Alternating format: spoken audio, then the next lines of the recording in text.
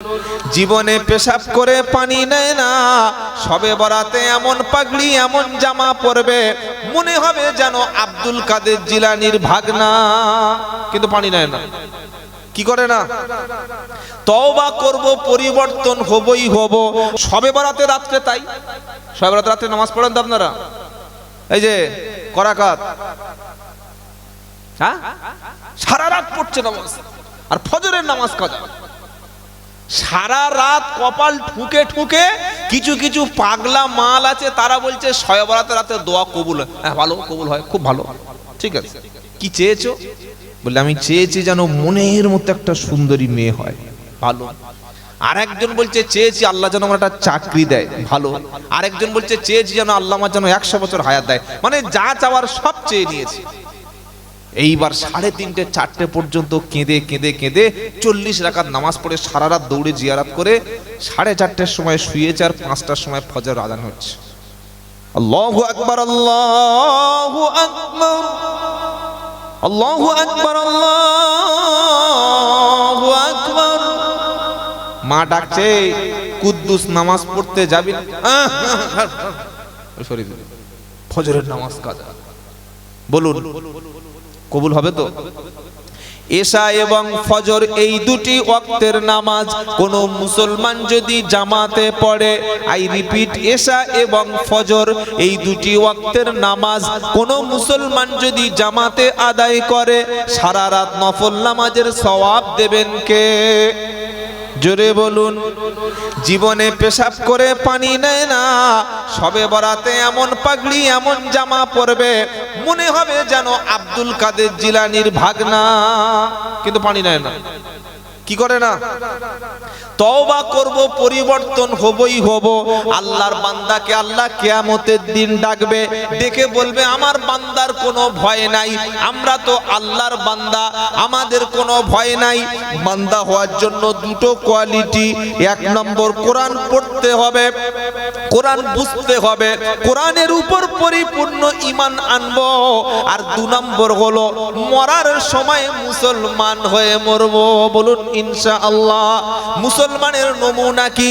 মুসলমান কখনো নামাজ কাজা করবে না, মুসলমান কখনো মিথ্যা বলবে না, মুসলমান কখনো বনের জমি ছেড়ে দেবে না, মুসলমান কখনো তার কথা থেকে কোনো মানুষ কখনো কষ্ট পাবে না।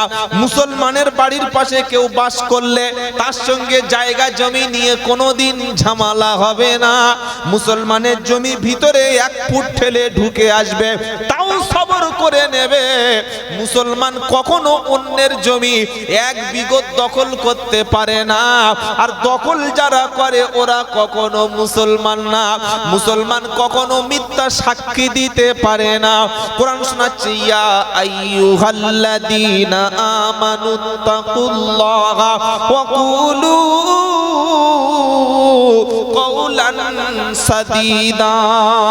সূরা আহজাব 22 নম্বর পারা 6 নম্বর পৃষ্ঠা 7 নম্বর লাইনে 70 নম্বর আয়াত। আল্লাহ বলল, হে ঈমানদারেরা, আমি আল্লাহ, আমাকে ভয় করো।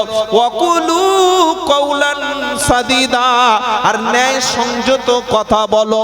কে তোমার পক্ষে আছে বিপক্ষে আছে এটা দেখার দরকার নাই, যেটা ন্যায় যেটা সংযত সেই কথাটা তুমি বলো। কে ডাকবে, উমুক হুজুর পার করে দেবে, উমুক মুফতি সাহেব আখিরাতে কাজে লাগবে, উমুক পীর সাহেবের সঙ্গে যোগাযোগ ভালো আছে, উনি আখিরাতে আমার আল্লাহর সামনে বোঝাপড়া করে দেবে।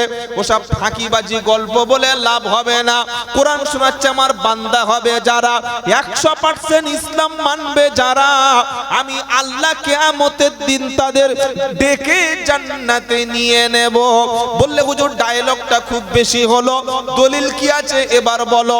কোরআন শোনাচ্ছে, ইয়া ইবাদিলা খাউফুন আলাইকুমুল ইয়াউমা ওয়ালা আনতুম তাহজানুন আল্লাযীনা আমানু বি আয়াতিনা ওয়া কানু মুসলিমিন উদখুলুল জান্নাতা আনতুম ওয়া আজওয়াজুকুম তুহবারুন।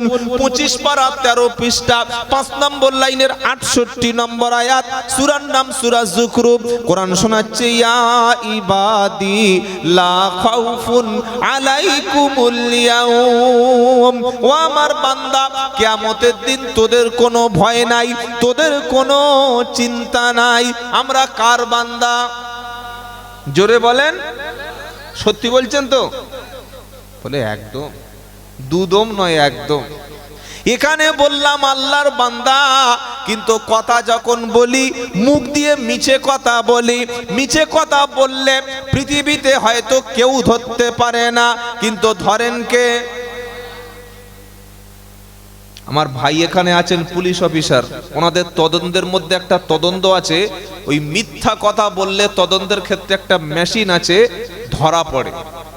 কি বলছি কথা বুঝতে পারছেন না? যেটাকে লাই ডিটেক্টর বলা হয়। মিথ্যা কথা যদি আপনি ধর্ষণ করেছেন, আপনি বলছেন ধর্ষণ করেন নাই। আপনি ডাকাতি করেছেন, আপনি বলছেন ডাকাতি করেন নাই। তো যখন গোপন জবানবন্দি নেওয়া হয়, তখন মেশিনের দ্বারায় ওই সত্য বলছে কি মিথ্যা বলছে ওটা পর্যবেক্ষণ করা যায়। কি বলছি কথা বুঝতে পারছেন না? আমরা শুধু মুসলমানরা, অন্য কারোর কথা আমি বলতে আসিনি, মুসলমানরা যেভাবে মিথ্যা কথা বলে, যদি কোনো মানুষের শরীরে মিথ্যা কথা ধরার জন্য যদি প্রত্যেকের শরীরে মেশিন দিয়ে চেক করা যেত, কত হাজার যে মিথ্যা সে বলে ধরা পড়ে যেত। কি বলছি বুঝতে পারছেন না? আজ একজন মুসলমানও বুকে হাত দিয়ে বলতে পারবে খুব কম যে আমি মিথ্যা বলি না, আমি মিথ্যা বলি না। অথচ মিথ্যা হচ্ছে একটা কবিরা গুনাহ, মিথ্যা হচ্ছে গুনাহের মা। আমরা নামাজ পড়েছি, দান করেছি, জলসা দিয়েছি, হজ করেছি, যাকাত দিয়েছি, কিন্তু এই যে অনেস্ট আমার চরিত্রের মধ্যে যে মিথ্যা থাকবে না, এইটা আমি বুকে হাত দিয়ে আর বলতে পারছি না।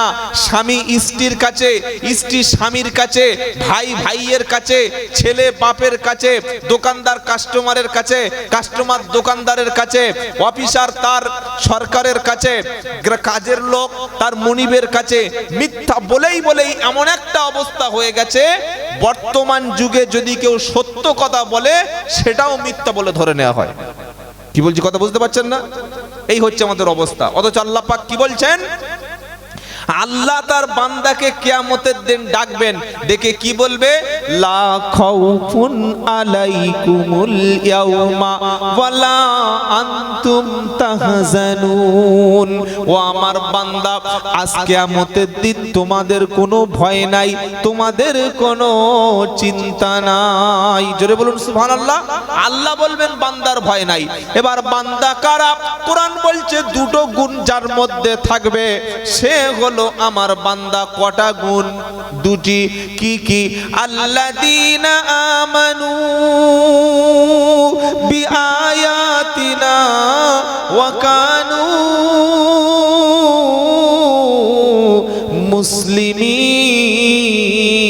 মুসলিমিন। দুটো গুণ যার মধ্যে থাকবে সে হলো আল্লাহর বান্দা। নারায়ে তাকবীর। কটা গুণ? জোরে বলুন। দুটো গুণ। কটা? কি কি? আল্লাযীনা আমানু বিআয়াতিনা ওয়া কানু মুসলিমিন। প্রথম গুণ হলো কোরআন পড়বে, কোরআন বুঝবে, কোরআন শুনবে, কোরআনের উপরে পরিপূর্ণ ঈমান যে ব্যক্তি আনবে। নারায়ে তাকবীর। কি বললাম? প্রথম গুণ কি?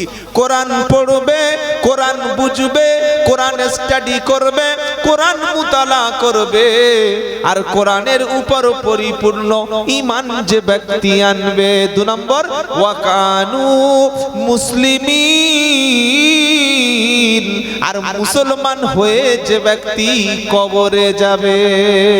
নারায়ে তাকবীর। নতুন শ্বশুর বাড়ি গেছে, যেদিন বিয়ে করতে যায় জিন্সের প্যান্ট পরে না পাঞ্জাবি পরে? ওকে, জিন্সের প্যান্ট বিয়ের সময় থাকে না, পাঞ্জাবি, শুধু পাঞ্জাবি। চিতপুর থেকে 4000 টাকার পাঞ্জাবি। আহ, কি বড় ঝুল। এরকম শেরওয়ানি, এরকম বিখ্যাত মাল উঁচু করে ধরে ঢুকছে। ভালো আর মাথায় যে পাগড়িটা পরেছে ওর দাম 1200 টাকা। আর এরকম টুপিওয়ালা পাগড়ি পিছনে ঝুলছে না, ইমাম সাহেব মনে করছে মনে হয় দারুল উলুমের ছাত্র, কাসেমি টাসেমি হবে। হ্যাঁ হ্যাঁ পরেছে, আর কাঁধে হাজি রুমাল, আর সুন্দর একটা এরকম রুমাল মুখে নিয়ে বসে আছে, খুব স্ট্যান্ডার্ড, মানে একদম খুব ভদ্র বলে মনে হচ্ছে। এ বাবা কি করছিস? এরাই তো 12 সন্ন্যাসীতে গাজন নষ্ট করে দেবে রে। আপনারা দুই একজন ভিতরে আসতে পারছেন না, এখানে আসুন। এই বড় বাচ্চারা খুব চিল্লাচিল্লি করছে গো। খাচ্ছ বাবা, কথা বলো না। বাচ্চাদের চুপ করার একটা ওষুধ আছে, কি বলুন তো, বলতে পারবেন? হ্যাঁ হ্যাঁ ঠিক ধরেছে, হাতে মোবাইল দাও, মাল চুপ হয়ে যাবে, আর কোনো কথা বলবে না, কোনো কথা বলবে না, 3 দিন খাবে না, তাও ভালো। কিন্তু ওই যে ছেলেটা যখন বড় হবে, ও যে পুরো বংশ জ্বালিয়ে খাবে, এটা বাপের হুঁশ নাই। হাতে ফোন তুলে দিয়েছে, আপনি ক্ষতি করে করে। বাবারা তোমরা চুপ করো বাবা, কথা বলো না, বাচ্চা মানুষ। আপনার 2 একজন বড় মানুষ ওদের মাঝখানে বসুন, তাহলে আর কথা বলবে না। যেটা শোনাচ্ছিলাম বাবাজিরা, আল্লাহ ভাইরা, আল্লাহ পাক দুটো কথা বলছেন, কিয়ামতের দিন আমি আল্লাহ ডেকে তোমাকে জান্নাত দেব। এক, যারা কোরআন পড়বে, কোরআন বুঝবে, কোরআন নিয়ে আমার কাছে আসবে। আর 2 নম্বর, মুসলমান হয়ে মরে যাবে। নতুন বিয়ে করে শ্বশুর বাড়ি, নতুন বিয়ে যেদিন করতে গেছে, মাথায় পাগড়ি, মুখে সুন্দর রুমাল, বিশাল বড় শেরওয়ানি, গায়ে খুশবু, আতর, সেন্ট, পারফিউম, একদম পুরো বিয়ে বাড়ির অনুষ্ঠানটা সেন্ট সেন্ট ভরে গেছে। মেয়ের মা বলছে ছেলে কোনটা? ওই যে প্যান্ডেলের কোণে বসে আছে, ওই হচ্ছে ছেলে। মেয়ের মা বলছে আলহামদুলিল্লাহ, আল্লাহ আমার নসিবকে অনেক ভালো রেখেছে, এ পাড়ায় কারোর আলেম জামাই নাই। আমার হবে না। ছেলেদের আমি আবারও বলছি, মাঝখানে বড় মানুষ আপনারা বসুন, কথা বললে কিন্তু আলোচনা হবে না। একটা বসলে হবে, 4-5 জন বসতে হবে। বাবা তোমরা সামনে এগিয়ে আসো বাবারা। আল্লাহ এদেরকে ভালো রাখুক। এত রাত্রে যারা জেগে আছে, খুব ভালো ছেলে, আল্লাহ কবুল করুক। তো মেয়ের মা খুব খুশি যে ভালো আল্লাহওয়ালা পেয়েছে। ও সর্বনাশ, 1 সপ্তাহ পরে এসেছে, জিন্সের প্যান্ট, ন্যারো গেঞ্জি, ন্যারো প্যান্ট পরে, আর হাতে সিগারেট নিয়ে দেখি রাস্তায় ঘুরছে। পাড়ার লোক বলছে হ্যাঁ গো, তোমার জামাই নাকি আলেম। বলে কে বললো? বলে বিয়ের দিন তো সেরকম লাগলো। বলছে না, ওটা হচ্ছে লোকের আই ওয়াশ করার জন্য, আসল মাল এইবার ধরা পড়েছে। ক নম্বর লোক আমরা? 2 নম্বরই কারবার করি। সবে বরাতে রাত্রে, তাই সবে বরাতে রাত্রে নামাজ পড়েন তো আপনারা? এই যে করাকাত, হ্যাঁ সারা রাত পড়ছে নামাজ, আর ফজরের নামাজ কাজা। সারা রাত কপাল ঠুকে ঠুকে, কিছু কিছু পাগলা মাল আছে, তারা বলছে শবে বরাতে রাতে দোয়া কবুল হয়। হ্যাঁ ভালো, কবুল হয়, খুব ভালো, ঠিক আছে। কি চেয়েছো? বলে আমি চেয়েছি যেন মনের মতো একটা সুন্দরী মেয়ে হয়, ভালো। আরেকজন বলছে চেয়েছি আল্লাহ যেন আমার একটা চাকরি দেয়, ভালো। আরেকজন বলছে চেয়েছি যেন আল্লাহ আমার যেন 100 বছর হায়াত দেয়। মানে যা চাওয়ার সব চেয়ে নিয়েছি। এইবার 3:30 4টে পর্যন্ত কেঁদে কেঁদে কেঁদে 40 রাকাত নামাজ পড়ে সারা রাত দৌড়ে জিয়ারত করে 4:30টার সময় শুয়েছে, আর 5টার সময় ফজর আযান হচ্ছে। আল্লাহু আকবার, আল্লাহু আকবার, আল্লাহু আকবার, আল্লাহু আকবার। মা ডাকছে, কুদ্দুস নামাজ পড়তে যাবি? ফজরের নামাজ কাজা। বলুন কবুল হবে তো? এশা এবং ফজর এই দুটি ওয়াক্তের নামাজ কোন মুসলমান যদি জামাতে পড়ে, আই রিপিট, এশা এবং ফজর এই দুটি ওয়াক্তের নামাজ কোন মুসলমান যদি জামাতে আদায় করে, সারা রাত নফল নামাজের সওয়াব দেবেন কে? জোরে বলুন।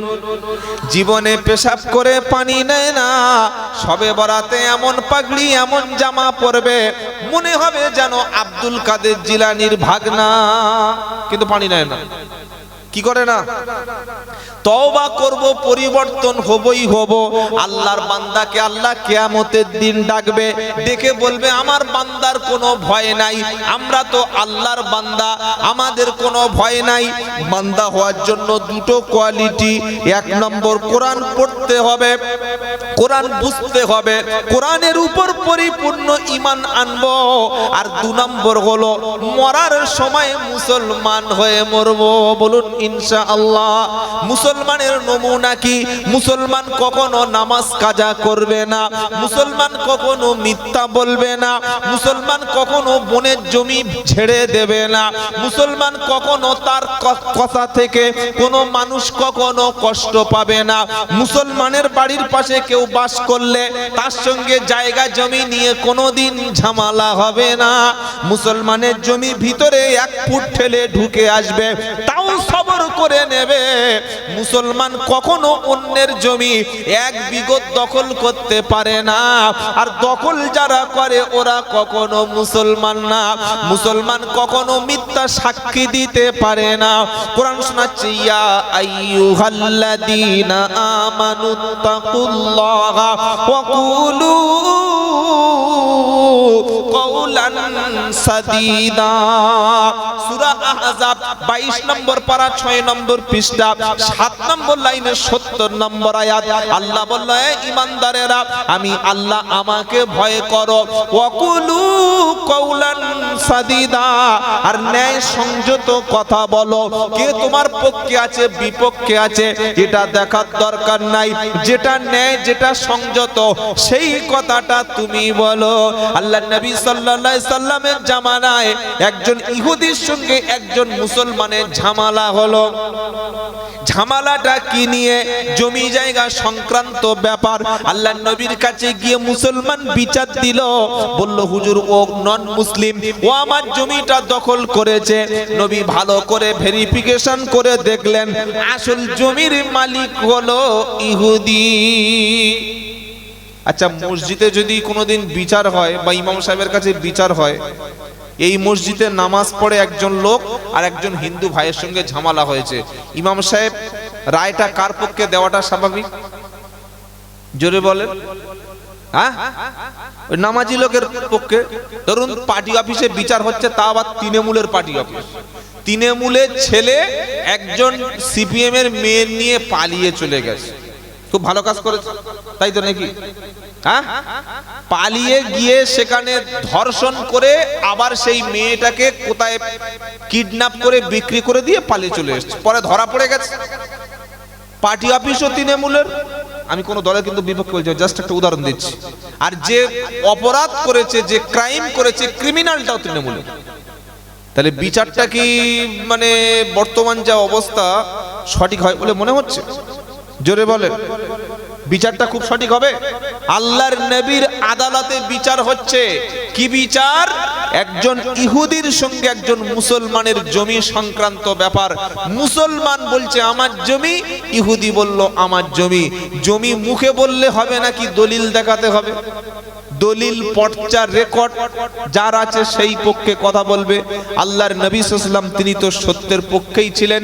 তিনি অনেক ভালোভাবে জাস্টিফাই করলেন, খুব ভালো করে দেখলেন যে আসল জমির মালিক হলো নন মুসলিম। নবী সাল্লাল্লাহু আলাইহি ওয়াসাল্লাম বললেন, তুমি এই জায়গাটা পাবে না।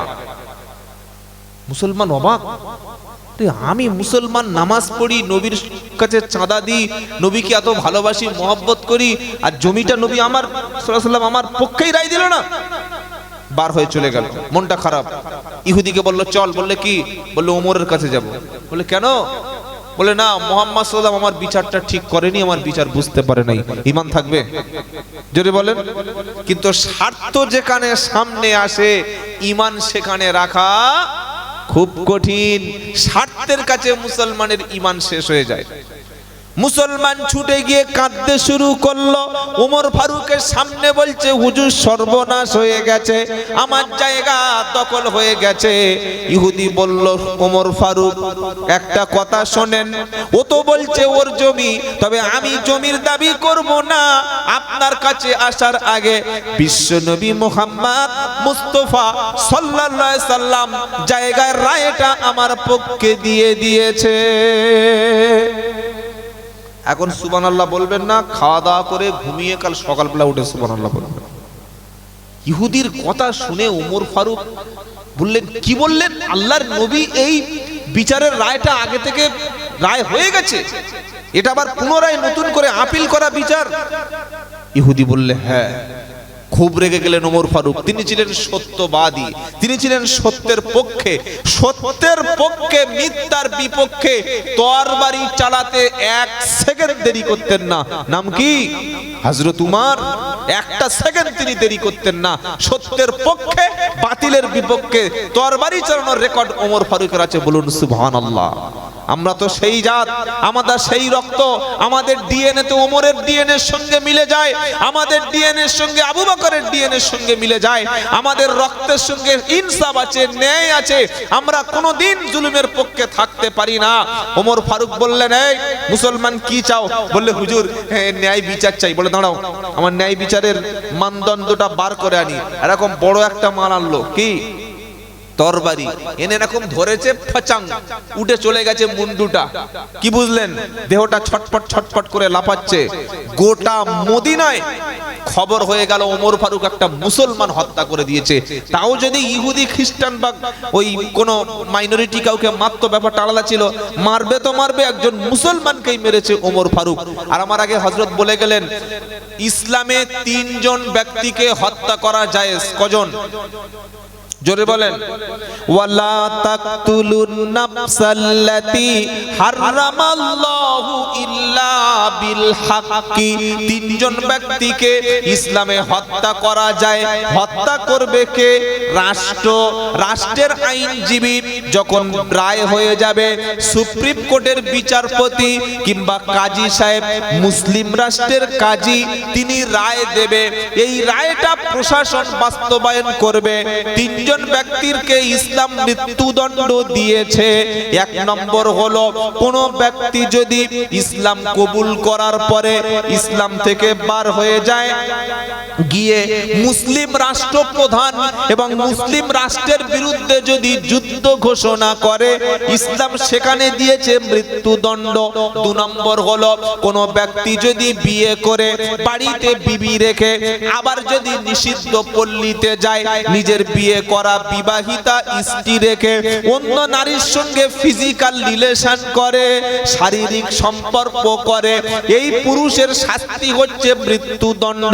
কোন নারী যদি স্বামী রেখে বাপের বাড়ি গিয়ে কিংবা আগের এক্স বয়ফ্রেন্ডের সঙ্গে কিংবা কোন নতুন একজন পরকীয়া স্বামীর সঙ্গে পরকীয়া করে, স্বামী রেখে বিয়ে করার পরে পরপুরুষের সঙ্গে শারীরিক সম্পর্ক স্থাপন করে, ইসলাম বলল বিয়ের পরে জেনা করলে তার শাস্তি হচ্ছে মৃত্যুদণ্ড।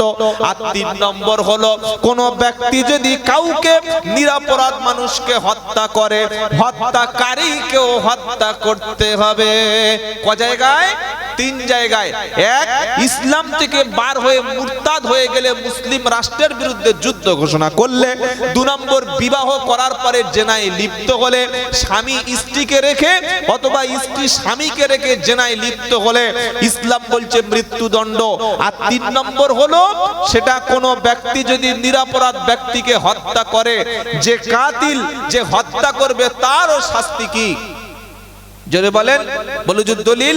ইয়া আইয়ুহাল্লাযীনা আমানু কুতিবা আলাইকুমুল কিসাসু ফিল কতলা আল হুররু বিল হুররি ওয়াল আবদু বিল আবদি ওয়াল উনসা বিল উনসা। দ্বিতীয় নম্বর পারা 6 নম্বর পৃষ্ঠা একদম 4 নম্বর লাইনের 178 নম্বর আয়াত সূরা বাকারায় কোরআন শোনাচ্ছে, ইয়া আইয়ুহাল্লাযীনা আমানু কুতিবা আলাইকুমুল কিসাসু ফিল কাতলা আল হুররু বিল হুররি ওয়াল আবদু বিল আবদি ওয়াল উনসা বিল উনসা।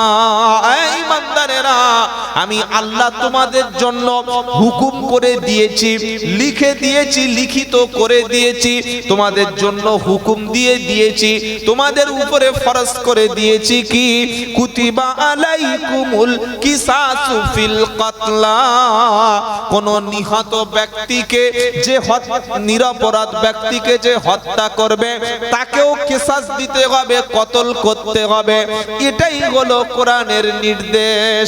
ঠিক আছে, কতল করে নাই, নাক কেটে নিয়েছে, কান কেটে নিয়েছে, হাত কেটে নিয়েছে, মারামারি করতে গিয়ে দাঁত ভেঙে ফেলেছে, তারও শাস্তি কোরআন নির্ধারণ করেছে। কি করেছে? ওয়াকাতাবনা আলাইহা ফিহা আন্নান নাফসা বিন নাফসি ওয়াল আইনা বিল আইনি ওয়াল আনফা বিল আনফি ওয়াল উদুনা বিল উদুনি ওয়াস সিন্না বিস সিন্নি। সূরা মাইদার 45 নম্বর আয়াতে আল্লাহ বলছে, ওয়াকাতাবনা আলাইহা ফিহা আন-নাফসা বিন-নাফসি ওয়াল আইনা বিল আইনি ওয়াল আনফা বিল আনফি ওয়াল উদুনা বিল উদুনি ওয়াস সিন্না বিস সিন্নি। আমি আল্লাহ হুকুম করে দিয়েছি, নির্দেশ দিয়েছিলাম, জীবনের বদলে জীবন, চোখের বদলে চোখ, কানের বদলে কান। কেউ কাউকে কান কেটেছে 5000 টাকা দিন, আর কানটা এক পাল্লায় চাপিয়ে দিন। এই কানের ঋণ যত টাকা দিক কোনোদিন শোধ হবে না। কেউ কারো চোখটা নষ্ট করে দিয়েছে, ভাই 20,000 টাকা দিলাম, 6 মাস কারাদণ্ড হলো। এই একটা চোখের বদলে 20,000 টাকা দিলে ঋণ কখনো শোধ হবে না। কেউ কারো দুটো দাঁত ফেলে দিয়েছে মেরে, ইসলাম বলছে তারও দাঁতটা তুমি বিচারক দাঁতটা তার ভেঙে দেওয়ার নির্দেশ দেবে। কেউ কারো নাক কেটে নিয়েছে, তাকেও নাকটা কেটে নেওয়ার নির্দেশ বিচারক দেবে। নাকের বদলে নাক, কানের বদলে কান, চোখের বদলে চোখ। এটাই হলো একটা ব্যক্তির উপরে ইনসাফ। আপনি ঝগড়া করে একজন ব্যক্তির দুটো দাঁত ফেলে দিলেন, পরে পায়ে ধরে ক্ষমা চেয়ে নিয়ে তাকে 5000 টাকা দিলেন, ওই দাঁত কিয়ামত পর্যন্ত ফিরিয়ে দিতে পারবেন? জোরে বলেন। ইসলাম ওই জন্য বলেছে দাঁতের বদলে দাঁত, কানের বদলে কান, চোখের বদলে চোখ, নাকের বদলে নাক। তো ওমর ফারুক কি করেছে? একজন মুসলমান দাড়িওয়ালা টুপিওয়ালাকে কতল করেছে। সকলে ভেবে নিয়েছে ওমর ফারুকের বিচার হবেই হবে, মাস্ট। আর মুহাম্মদ সাল্লাল্লাহু আলাইহি ওয়াসাল্লাম আছে মানে ওমর ফারুকের বিচার হবেই। আল্লাহর নবীর এত সম্মানিত একজন সাহাবা, তার নাম হচ্ছে হযরত ওমর ফারুক রাদিয়াল্লাহু তাআলা আনহু, যার ইসলাম কবুলের জন্য মুহাম্মদ সাল্লাল্লাহু আলাইহি ওয়াসাল্লাম দোয়া করেছিলেন। সুবহানাল্লাহ বলুন। আল্লাহর নবী দুজন ব্যক্তির জন্য দোয়া করেছিলেন, 1 নম্বর আবু জাহাল, 2 নম্বর হলো হযরতে উমর। কি ভাই, অনেক সময় আমাদের ছেলেরা সুদখোর, মদখোর, বেনামাজি, গাঁজাখোর হয়ে যায়। আমরা তখন কি করি?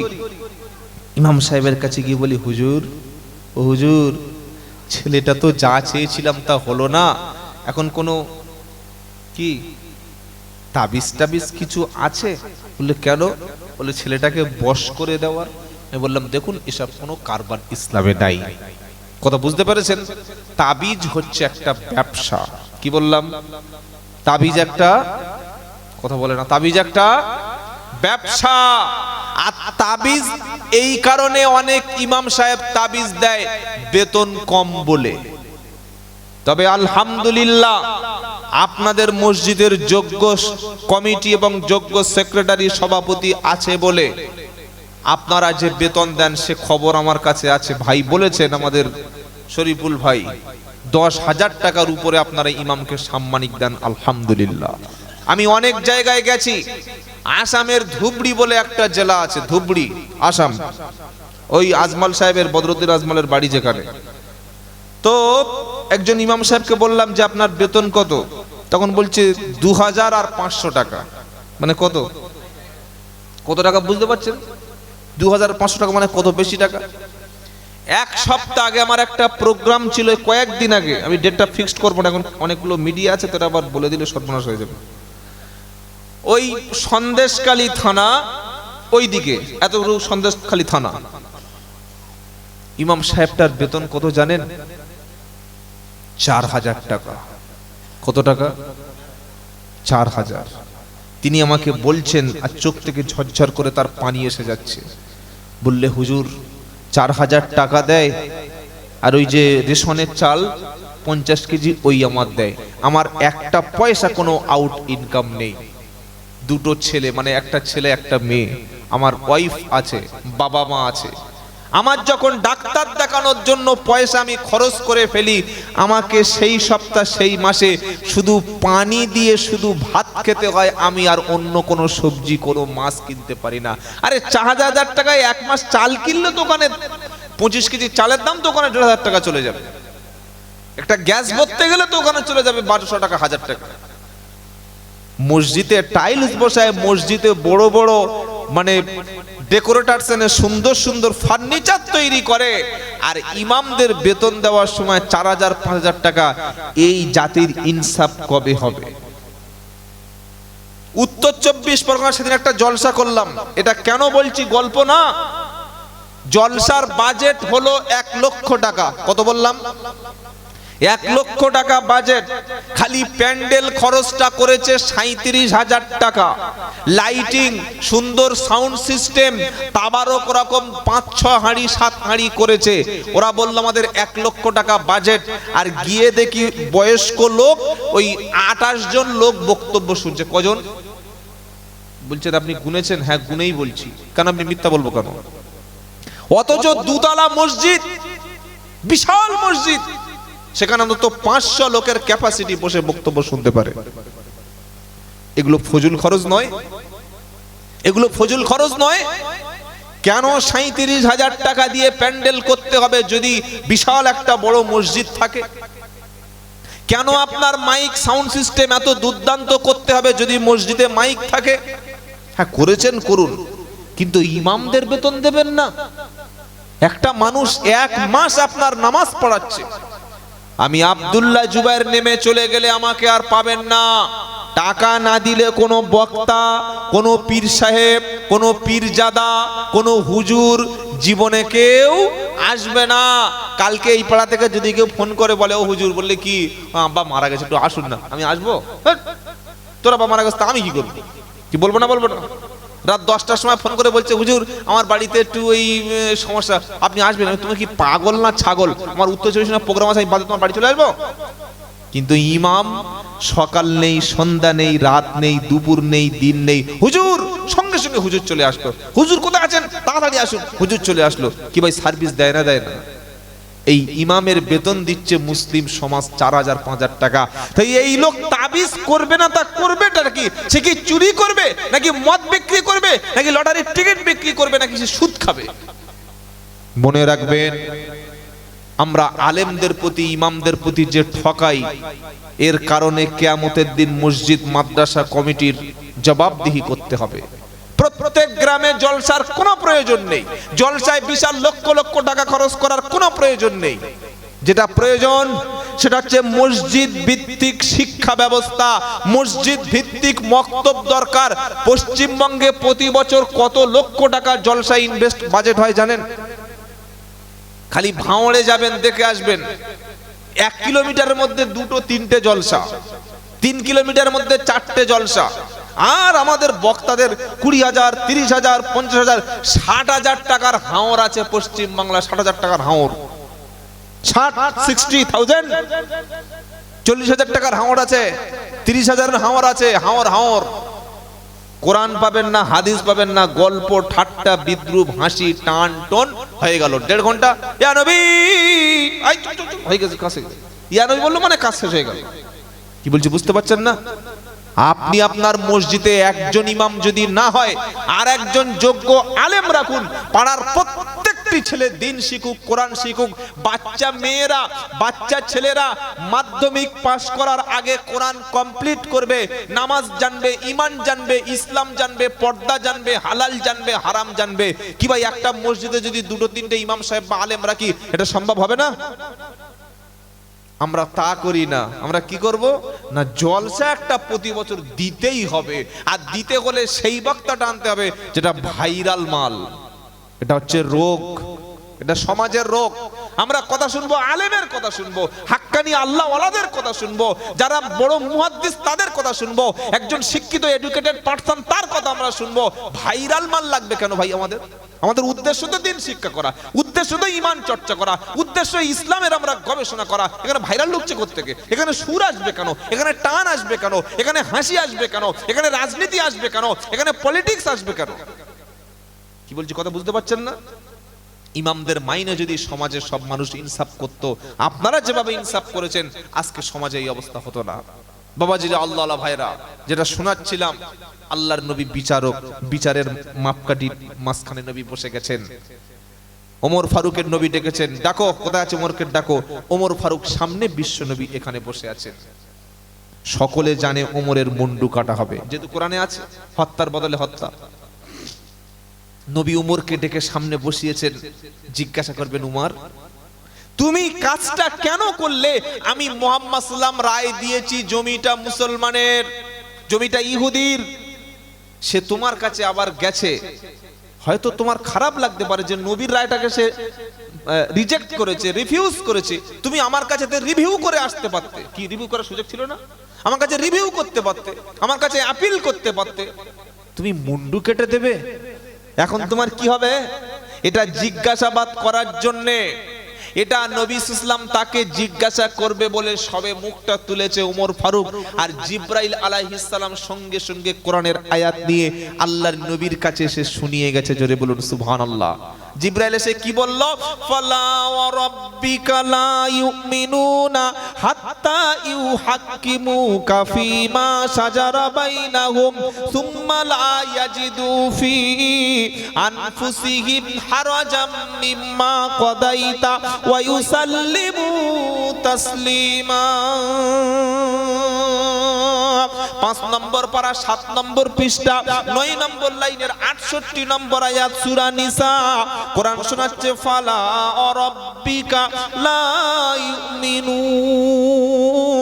হে নবী, তোমার রবের কসম। আল্লাহ নিজেই কসম করছেন। সুবহানাল্লাহ বলেন। আচ্ছা, আমরা কসম করি না?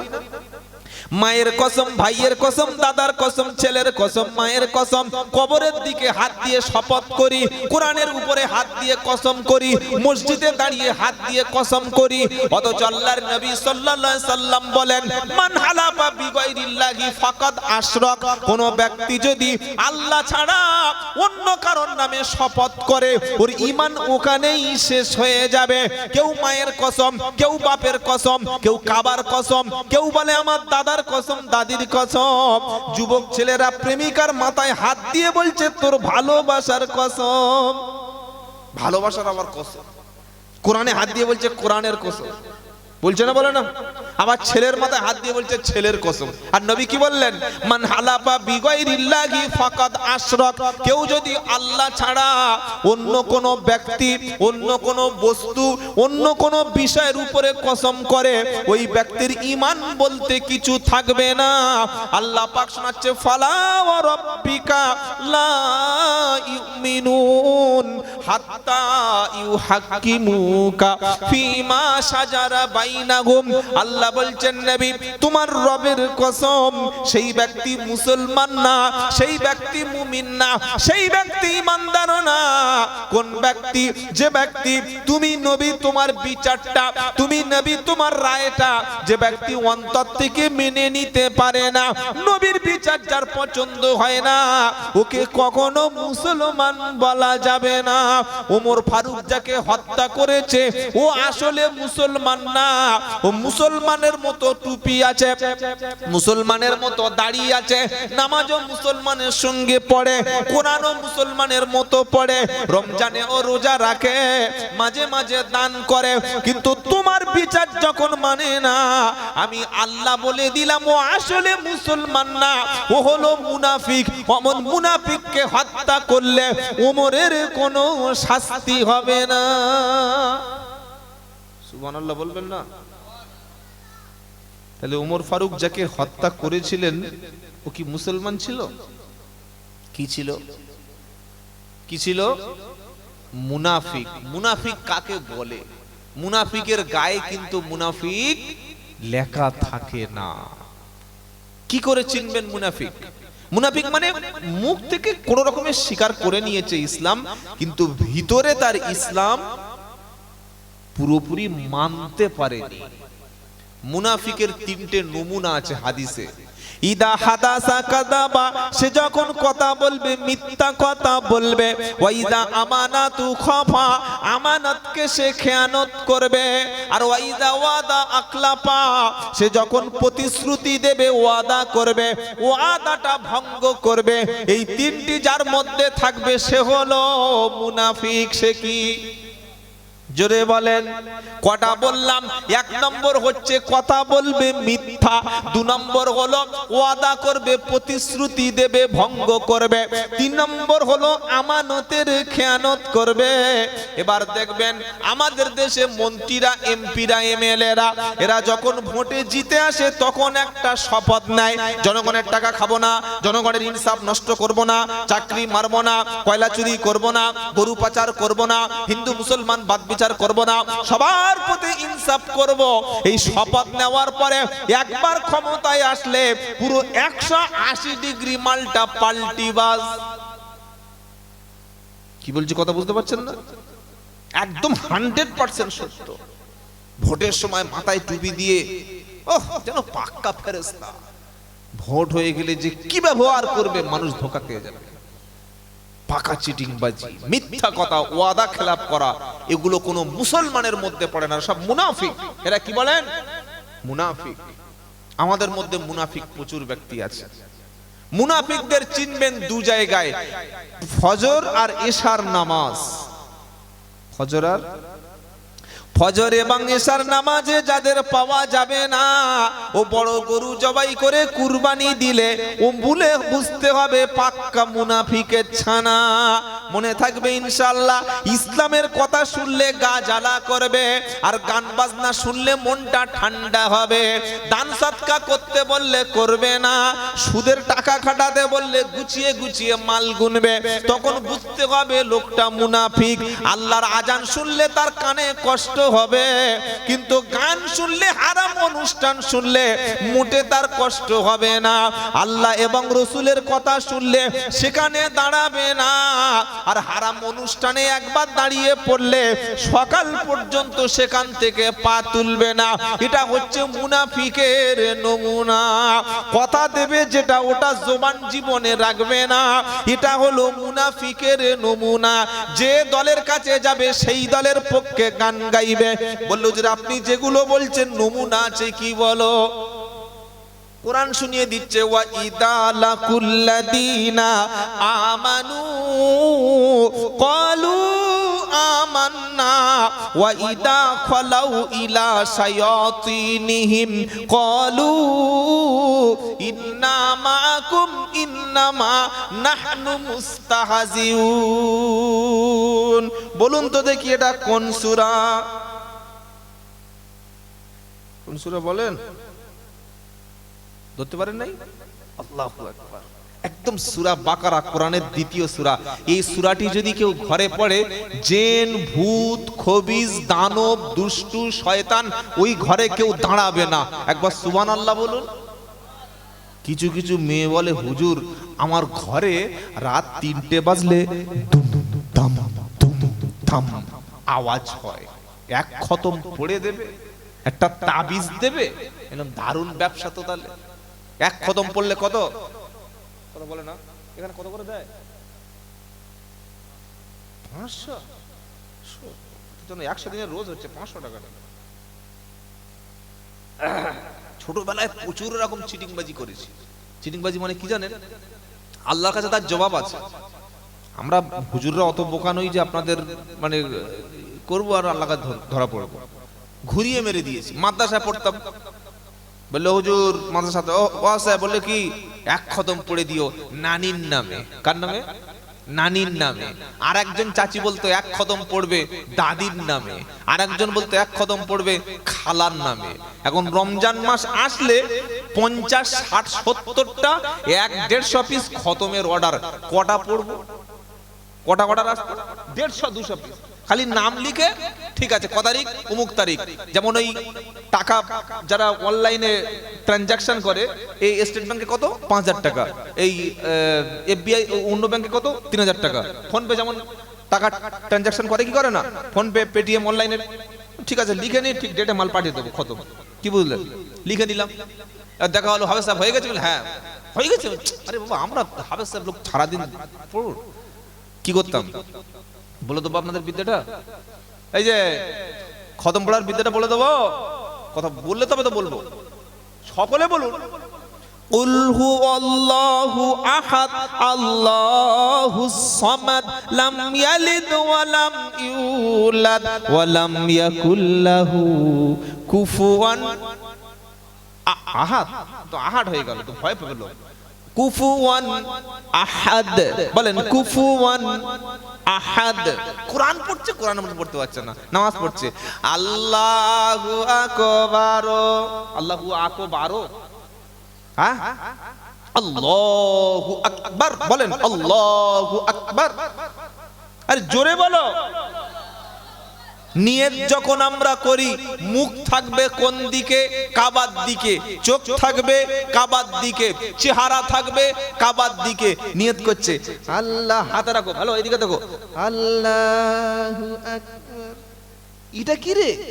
হাতটা তো এই দিকে রাখবে কেন? ইন্নী ওয়াজ্জাহাতু ওয়াজহিয়া লিল্লাযী ফাতারাস সামাওয়াতি ওয়াল আরদ হানিফা ওয়া মা আনা মিনাল মুশরিকিন। আমি সবার দিক থেকে মুখ ঘুরিয়ে আসমান এবং জমিনের মালিক তার দিকে মুতাজ্জা হলাম। সুবহানাল্লাহ বলেন। এরকম নিয়ত করছে আল্লাহ, হাতে রাখো হবে না, রাখো এই যে এদিকে দেখুন, এই রকম হবে। নামাজ পড়ছে, শীতকাল এসে গেছে, মুসলমান ওযু করছে পা শুকনো। নামাজের মধ্যে কোরআনটা আগে ঠিক করবেন। ইমাম সাহেবের কাছে বসুন, ইমামের কাছে বসুন, মাগরিবের নামাজের পরে বসুন, এশার নামাজের পরে বসুন, ফজরের নামাজের পরে বসুন। আপনার কোরআন ভুল আছে আপনি ঠিক করবেন না। আপনি সূরা ইখলাস ভুল পড়েন আপনি ঠিক করবেন না। আপনি সূরা ফাতিহা পড়ছেন আপনি ঠিক করবেন না, ভুল। আলহামদুলিল্লাহি রাব্বিল আলামিন, এটা হচ্ছে মেয়েদের কোরআন শরীফ পড়া, বেশিরভাগ মেয়েরা। তবে এখন আমার মায়েরা কোরআন অনেক ঠিক করেছে। কি বুঝলেন? এই যে নূরানি কায়দা আর কুরআনি কায়দা দেখেছেন? চোখে দেখেছেন কোনোদিন? চোখে দেখেন নাই? হ্যাঁ বা না বলেন? ও জিনিস চোখে দেখবে না, দামি মোবাইলে দামি দামি মাল দেখছে রাতে শুয়ে শুয়ে। কি বুঝলেন? নূরানি কায়দা, কুরআনি কায়দা, এটা হাতে তুলে নিন। আর এতদিন যে কোরআনটা পড়ে এসেছেন, এই কোরআনের নূরানি কায়দার সঙ্গে কম্পেয়ার করুন, করে দেখুন যে আপনার কোরআনটা কোথায় পড়া ভুল আছে। আমি বললাম চাচা কোরআন পড়তে জানো? বললে ভালো জানি। কটা সূরা মুখস্থ? বলছে 10টা। কি কি? সূরা ফাতিহা, সূরা মাউন, সূরা কাউসার, সূরা কাফেরুন, সূরা ফালাক, সূরা নাস। মোটামুটি খুব ভালো। সূরা ফাতিহাটা বলো। ওই যে আলহামদুলিল্লাহি রাব্বিল আলামিন আর রহমানির রহিম। এটা কোরআন পড়া বলে না, এটা কোরআনের সঙ্গে তামাশা করা। বললে হুজুর তাহলে কি রকম কোরআন পড়তে হবে? কোরআন শোনাচ্ছে ওয়ারাত্তিলিল কুরআনা তারতিলা। 29 পারা সূরা মুজাম্মিলের 4th আয়াতে আল্লাহ বলছেন শোনো, তোমরা যখন কোরআন পড়বে, নানি কোরআন পড়েছে, চাচি কোরআন পড়েছে, দাদি কোরআন পড়েছে, খালা কোরআন পড়েছে, চাচির টান, খালার টান, নানির টান ওসব চলবে না। টান চলবে তো আরবিয়ান টান, যেহেতু আমি কোরআন নাজিল করেছি আরবি ভাষায়। ইন্না আনজালনাহু কুরআনান আরাবিয়্যাল লাআল্লাকুম তাকিলুন। শুনুন, সূরা ইউসুফ একদম 12 নম্বর পারা ঠিক মিডল পয়েন্টের দুটো লাইন নিচেতে কোরআন শোনাচ্ছে, ইন্না আনজালনাহু কুরআনান আরাবিয়্যান লাআল্লাকুম তাকিলুন। নিশ্চয়ই আমি আল্লাহ কুরআন নাজিল করেছি আরবি ল্যাঙ্গুয়েজে, যাতে তোমরা বুঝতে পারো। সুবহানাল্লাহ বলে। আরবি টার্মগুলো, আরবি ওয়ার্ডগুলো শিখুন। সালাম দিচ্ছে, আসসালামু আলাইকুম, আসসালামু আছে? হ্যাঁ, হ্যান্ডবিল বার করে দেখাবো জলসার বিভিন্ন জায়গায়। আকার ছয়াকার লয়াকার মহাস্য বাংলা লিখছে আসসালামু। আচ্ছা, ছ বলে আরবিতে কি অক্ষর আছে বলুন?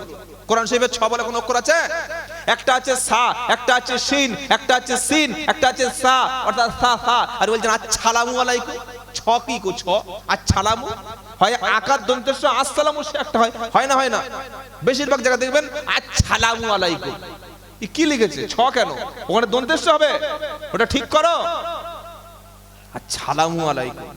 সালাম দিয়েছে ওয়ালাইকুমুস সালাম, ওয়া আলাইকুমুস সালাম, ওয়া আলাইকুম আসসালাম ওয়া রাহমাতুল্লাহি ওয়া বারাকাতুহু। সারা জীবন নামাজ পড়ছে, একটা ঠিক করতে পারে নাই। আজান দিতে বলেছে সে ওই রকম, আসসালাতু খায়রুল মিনাল নাউল। কি আজান? আজান হবে, গাছের পাতা ঝরঝর করে পড়বে, আকাশের পাখিগুলোর ঘুম ভেঙে যাবে, অমুসলিমরা শুনে বলবে হ্যাঁ সত্যি একটা আজান হচ্ছে। এমন আজান হচ্ছে মসজিদে, অমুসলমানরা বলছে মাইক খুলে রাখ, আজান দিস না, তোর আজান আর দিস না, তোর আজান সময় কান জ্বালা করছে। এটা আজান হলো? ট্রেনিং নাই, সারা জীবন বিড়ি খেত রাস্তায় বসে বসে, সারা জীবন গাঁজা খেয়ে খেয়ে একটা কিডনি নষ্ট হয়ে গেছে, হাঁপাচ্ছে। বলছে ও কাকা মসজিদে চলো আজান দেবে। ও দেখছে হাঁপাচ্ছি তো, ছেলেরা ভাত দেয় না, মসজিদে গিয়ে যা দেয় দুমুঠো খাবো। কি বুঝলেন? খালি বলেছে এই সুইচটা মারবে আর ঘড়ি দেখবে খুব ভালো করে, দরকার হয় 2 মিনিট পরে দেবে, আগে দেবে না। আজান দিচ্ছে এরকম আল্লাহ বলে। প্রত্যেকটা মসজিদের এই অবস্থা। যোগ্য ইমাম, যোগ্য মুয়াজ্জিন রাখুন, সমাজ পাল্টে যাবে। মুয়াজ্জিনের কত সওয়াব জানেন? 12 বছর আল্লাহর খুশির জন্য আজান দিলে আল্লাহর নবী সাল্লাল্লাহু আলাইহি ওয়াসাল্লাম বলেন আল্লাহ মরণের পরে তার জান্নাত দান করবেন। বলুন সুবহানাল্লাহ। কিয়ামতের দিন মুয়াজ্জিন সাহেবের মর্যাদা সম্মান ইমামের চাইতে লম্বা হবে, ঘাড় লম্বা হবে। সকলে বলবে আল্লাহ ওর অত সম্মান, অত মর্যাদা, কোন পীর সাহেব? ও কোথাকার পীর সাহেব? আল্লাহ বলবে নো, ও পীর না। বলে কি? বলে হচ্ছে মুয়াজ্জিন। বলে মানে মানুষকে আজান দিয়ে নামাজের জন্য ডেকে আনতো, তাই আমি আল্লাহর মর্যাদা এত বাড়িয়ে দিয়েছি। বলুন সুবহানাল্লাহ। ইউটিউবে বসে বসে সারাদিন ফেসবুক করেন, সারাদিন ঘাটাঘাটি করেন। যুবক ছেলেরা তোমরা ইউটিউবে দেখে দেখে ঢাকার আজান, মক্কার আজান, মদিনার আজান এগুলো প্র্যাকটিস করতে পারো না? গান হচ্ছে আর গানের সঙ্গে সুর মিলাচ্ছে। কবরে গেলে ফেরেশতারা লাঠি দিয়ে পাছার চামড়া তুলে দেবে। গানের সঙ্গে সুরকে মিলাতে বলেছে। আজান ছেড়ে দাও, আজান প্র্যাকটিস করো। এমন একটা দিন আসবে যদি এখন আমরা মুয়াজ্জিনের কাজটাকে যদি নতুন ছেলেদের মধ্যে না দিয়ে যেতে পারি, সেদিন মসজিদে আর আজান হবে না। ওই ইউটিউবের আজান চালিয়ে দিতে মসজিদে আজান দিতে হবে। এখন অনেক মসজিদ আছে মুয়াজ্জিন সাহেব চলে গেলে আজান দেওয়ার লোক নাই। কি ভাই আছে না নাই? আর ইমাম চলে গেলে এ ওকে ঠেলছে, ও ওকে ঠেলছে, এ ওকে ঠেলছে, ও ওকে। এই তো জামা বড়, তুই চল সামনে চল। ও যাই, জামা বড় থাকলে হবে? দাড়ি নাই, তোর দাড়ি আছে, সামনে যা।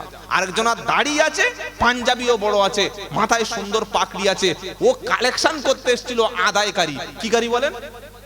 আদায়কারী। আর গ্রামের সব লোক মনে হচ্ছে হাফেজকারী, আসলে মালটা আদায়কারী। আর সকলে মনে করেছে হাফেজকারী। দাড়ি আছে বড়, পা পর্যন্ত পাঞ্জাবি। এই ধান্দা না করলে তো লোক মাদ্রাসা চাঁদা দেবে না। আর মাদ্রাসার নাম করে চাল তুলে খাবো, মাদ্রাসার নাম করে বিল ছাপিয়ে খাবো। আর আমার 80% হবে, 20% দিলাম না দিলাম, এরকম চিটিংবাজি কারবার, প্রচুর মাল চলছে। কি বুঝলেন? এবার এসছে সকলে বলছে বাবা হুজুর নামাজটা পড়াও, দাড়ি রাখলে হুজুর, পাঞ্জাবি পড়লে হুজুর।